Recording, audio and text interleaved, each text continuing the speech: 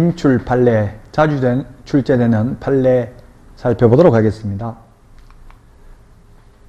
31번 판례입니다.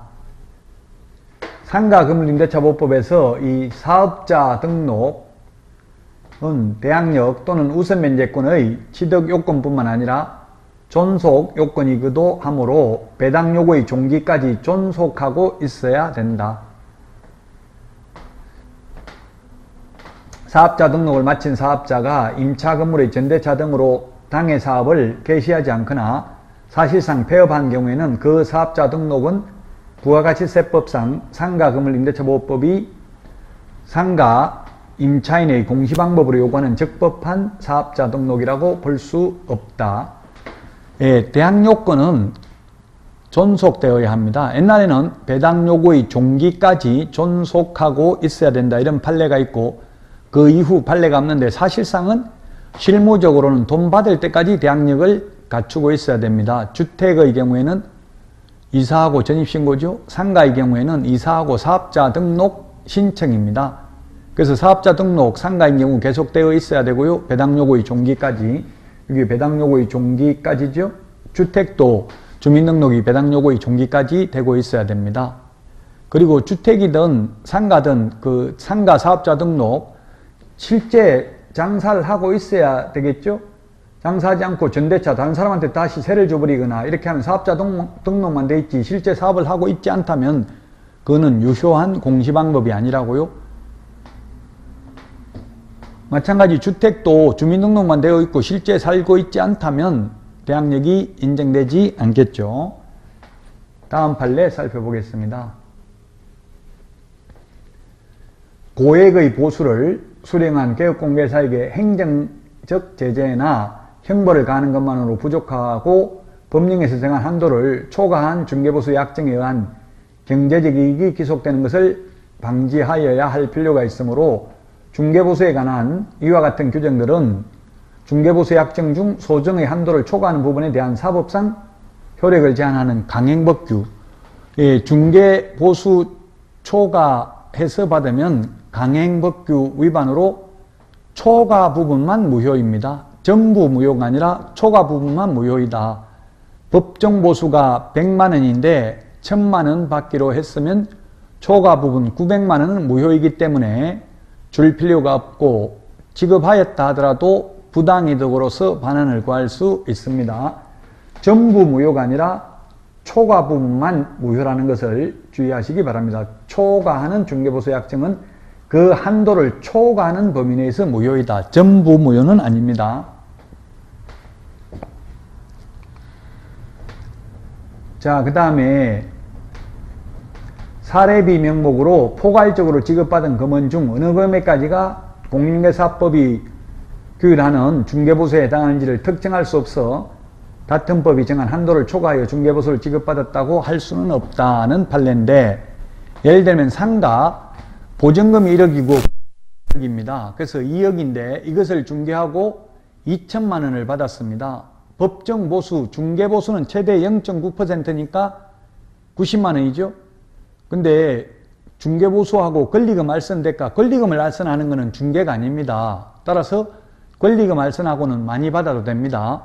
그래서 중개보수와 권리금 알선대가 합해서 2천만 원을 받았다 하더라도 공인중개사법 위반이라고 단정할 수는 없다. 즉 법정보수 90만 원 초과해서 받은 금액은 권리금 알선대가로 봄이 상당하다는 판례입니다. 그래서 어느 금액까지 중개보수인지 어느 금액까지가 이런 권리금 알선대가인지 알 수 없을 때에는 공인중개사법 위반이라고 단정할 수는 없다. 다음 판례 보겠습니다. 법정보수 초과해서 받으면 공인중개사법 위반이죠.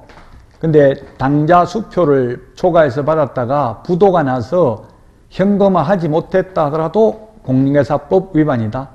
현금을 초과했다가 돌려주는 것도 위반이다. 그러나 초과해서 받기로 약속만 하고 실제 수령하지 않았다면 공인중개사법 위반이 아니라고 했습니다. 무등록 중개업자의 보수 청구권은 인정되지 않는다. 근데 업자가 아니라 우연한 기회에 한 번 중개를 하고 보수를 받기로 했다면 무자격자라도 중개보수 받을 수 있다. 다만 사회통념상 상당하지 아니하다고 인정된 경우는 감액을 청구할 수는 있겠죠. 자, 35번 판례는 지방자치단체 조례를 잘못 해석했다. 이거는 뭐냐면 아파트 분양권을 중개하면서 분양가에다가 요율을 곱했습니다. 근데 판례는 분양가에다 요율을 곱하는 게 아니라 실제 주고받는 돈, 계약금, 중도금, 프리미엄 들어갔으면 그 현재까지 지급한 금액에다 곱하기 요율을 해야 되는데 잘못 알고 그냥 분양가에다가 곱하기 요율을 해서 초과해서 받았다 하더라도 공인중개사법 위반으로 처벌의 대상이 된다. 즉 법률의 착오에 해당하지 않는다. 법률 착오는 취소할 수 있죠.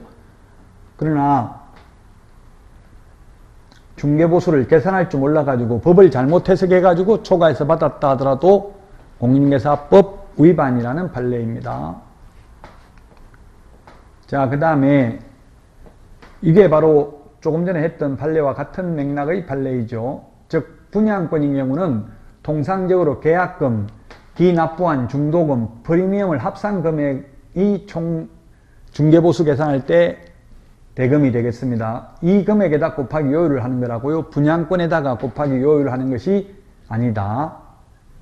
총 분양대금과 프리미엄을 합산한 금액으로 거래금액을 산정하여야 하는 게 아니고요. 현재까지 들어간 돈에다가 곱하기 요율을 하는 것이다. 지금 현실적으로는 그래서 이 부분은 대부분 지금 분양권 중개하면 100만원, 200만원 이런 식으로 일정한 금액을 달라고 하는데 이론적으로 보면 중개보수 초과 징수에 해당이 되겠죠. 대부분은. 자, 그 다음에 거래의 중개를 의뢰한 자와 직접 그 중개를 의뢰받은 개업공개사 등 사이의 거래행위만이 포함될 뿐 다른 개업공개사의 알선 또는 중개로 개업공개사와 일반 당사자 사이에 이루어지는 거래행위까지 포함되는 것은 아니다. 이게 뭐냐면 우리 금지행위 법 제33조에 보면 의뢰인과 개업공개사 등이 직접 거래하게 되면은 3년 이하의 징역이나 3천만 원 이하의 벌금인데 이때 의뢰인은 의뢰인 본인뿐만 아니라 의뢰인으로부터 대리권을 수여받은 대리인이나 수임인도 포함됩니다. 그러나 다른 중개업소에 중개를 의뢰하여 거래하는 것마저 이 직접 거래로 보지는 않는다는 이야기입니다. 다른 개업공개사의 중개를 통해서 거래하는 것은 가능합니다. 예를 들면 개업공개사가 건물주입니다. 자기 건물을 직접 중개사무소에 방문한 의뢰인에게 세를 놓는 건 안 됩니다. 그런데 다른 개업공개사에게 의뢰를 해서 세에 놓는 것은 가능하죠. 다른 개업공개사의 중개를 통해서 거래하는 것은 직접 거래에 해당되지 않는다는 판례입니다.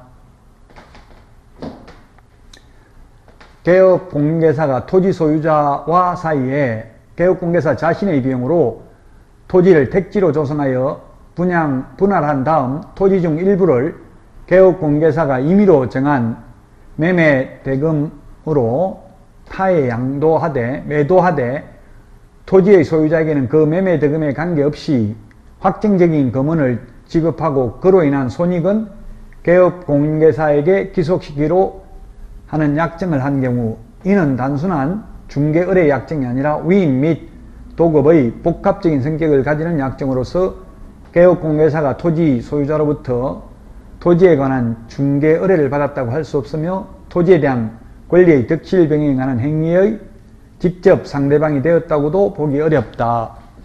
이게 뭐냐면 경기도 광주에서 태전동에서 있었던 사건인데요. 의뢰인이 땅을 대고 개업공개사가 자기 돈으로 건물 지어가지고 분양해가지고 땅값은 얼마, 뭐 5억이면 5억 책정을 해가지고 주고 만약에 분양을 해가지고 남는 돈이 있으면 반반 나눠 먹기로 했어요. 근데 20억이 남았어요. 그래서 10억을 개업공개사가 먹고 10억을 그 땅 주인한테 주니까 땅 주인은 그 20억에 대해서 중개보수 0.9%만 받고 다 달라고 소송을 제기했는데 이거는 중개한 것이 아니다. 일종의 개발업이죠. 도급계약 내지는 개발업입니다. 그래서 이거는 중개보수가 아니기 때문에 많이 받아도 상관이 없다는 이야기입니다. 개업공개사도 약간 위험부담이 있는 거잖아요. 자기 돈 투자해가지고 만약 분양 잘못되면 손해볼 수도 있는 거죠. 그래서 이익을 받다 하더라도 이거는 중개보수가 아니기 때문에 당사자 간에 약정을 했다면 약정한 금액만큼은 받아도 된다는 판례입니다. 자, 그 다음에 거짓된 은행, 그 밖에 의뢰인의 판단을 그르치게 하는 행위하면 금지행위인데, 그 거짓된 은행에는 가격을 속이는 것도 해당된다. 매도 의뢰인이 의뢰한 가격보다 무척 높은 가격으로 매수 의뢰인에게 제시하고 그 차액을 편취하는 행위도 거짓된 은행, 그 밖에 의뢰인의 판단을 그르치게 하는 행위에 해당되어서 1년 이하의 징역이나 1,000만 원 이하의 벌금. 여기 사건 번호가 도로 되어 있는 것은 형사사건이죠. 형사처벌의 대상이 된다는 판례가 되겠습니다. 자, 거짓된 은행 역시 금지행위에 대한 판례인데요. 이 거짓된 은행은 중개인 등이 이렇게 되는데, 이 중개인 등이 판사들이 옛날에 91년도 판례이기 때문에 중개인 등이라고 했는데, 지금으로 본다면 개업공개사 등이 이렇게 하는 게 낫겠죠. 지금 현재 법 조문대로 한다면 개업공개사 등이 서로 짜고 매도 의뢰 가격을 숨긴 채 이에 비하여 무척 높은 가액으로 의뢰인에게 부동산을 매도하고 그 차액을 취득하는 행위가 민사상의 불법 행위를 구성한다. 즉 거짓된 은행, 그 밖에 의뢰인의 판단을 거르치게 하는 행위에 해당됩니다. 그래서 손해배상도 해야 되고 또 형사처벌 대상도 된다는 이야기가 되겠습니다. 자, 이번 시간 여기까지 판례 보도록 하겠습니다. 다음 시간에 찾아뵙겠습니다. 수고하셨습니다.